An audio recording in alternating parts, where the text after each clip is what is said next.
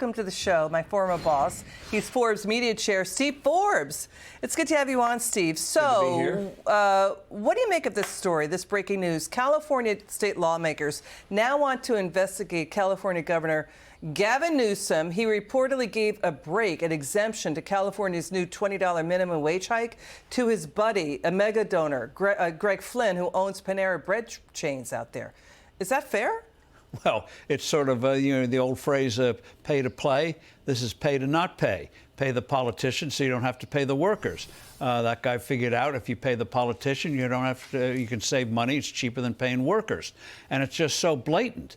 They got the unions to go along by saying, hey, this is the price of getting this through the legislature. And the thing is, he was originally opposed the rise from $16 to $20.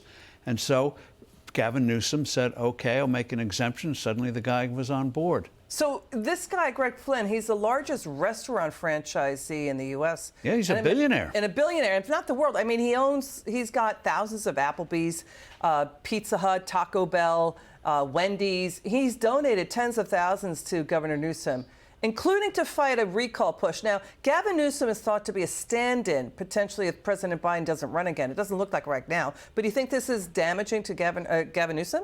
Well, we'll see if he has the kind of a Trump shield where something comes along that you don't like, but your supporters are still there. I don't think it's going to be the case with Gavin Newsom. And the question is, when does Biden get pulled out, and how are they going to pick his replacement? Newsom is the front runner, biggest state in the union, and as you alluded to, big money gatherer. Big money out there goes for him, so he'll be able to help fund the campaign. And so the fact of the matter is, Gavin Newsom is the front runner, and who else is going to challenge him? Governor Whitmer of Michigan. Yeah. But I think one of the things that could happen is the Democrats may go for a completely unknown, somebody with no baggage, like Jimmy Carter back in 1976. Interesting. And that way, they hope, being an unknown, you can beat Donald Trump. Yeah, well, this is really damaging to Gavin Newsom, but he's trying to play it down, as just, sausage making and making the laws. But it was Bismarck who said two things polite people shouldn't see: lawmaking and sausage making.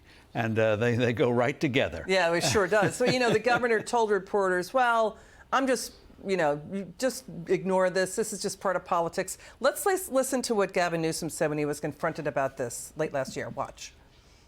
There's a provision in this bill that exempts bakeries, essentially places that sell and bake bread on site. So carving out essentially Panera and Boudin.